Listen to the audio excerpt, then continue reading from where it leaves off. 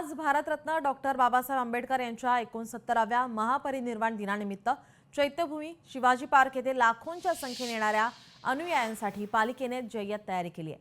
महापरिनिर्वाण दिनाच्या पार्श्वभूमीवर पोलीस सज्ज झालेले आहे। महत्त्वाच्या ठिकाणी पोलीस बंदोबस्त तैनात करण्यात आलेले आहे।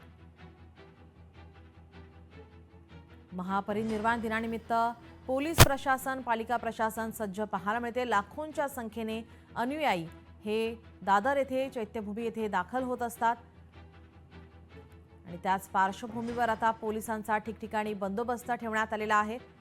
चैत्यभूमी शिवाजी पार्क या ठिकाणी लाखोंच्या संख्येने अनुयायी दाखल होत असतात। डॉक्टर बाबासाहेब आंबेडकर यांना अभिवादन करण्यासाठी या ठिकाणी येत असतात आणि त्याच पार्श्वभूमीवर त्यांच्या सोयी सुविधा या ठिकाणी पालिकेकडून पुरवल्या जात आहेत। पोलिसांचा ठिकठिकाणी बंदोबस्त ठेवण्यात आलेला पाहायला मिळतोय।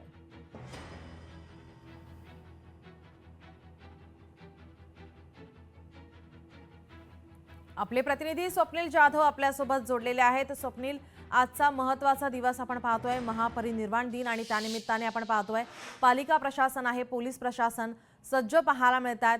जय्यत तयारी या ठिकाणी करण्यात आलेली आहे। लाखोंच्या संख्येने अनुयायी या ठिकाणी दाखल होत आहेत। काय अधिकची अपडेट्स?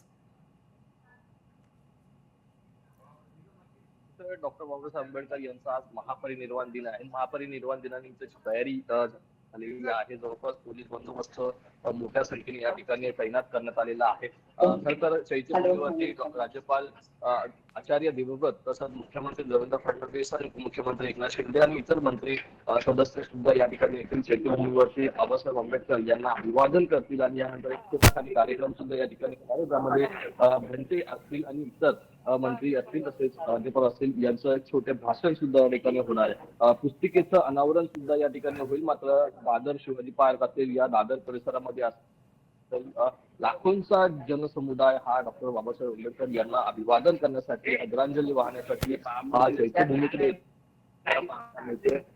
हे सध्याचं समोरील दृश्य आहे। या ठिकाणचा स्तंभ सुद्धा फुलांनी सजवण्यात आलेला आहे। या ठिकाणी येऊन अभिवादन केलं जातं।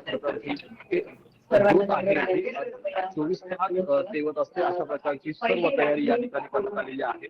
थोड्याच वेळामध्ये राज्यपाल या ठिकाणी येतील आणि अभिवादन करणार आहेत। याचे अपडेट तुमच्याकडून घेतच राहू। तुर्तास धन्यवाद तुम्ही दिलेल्या माहितीसाठी। लोकशाही मराठी ऐका, पहा, जागरूक रहा।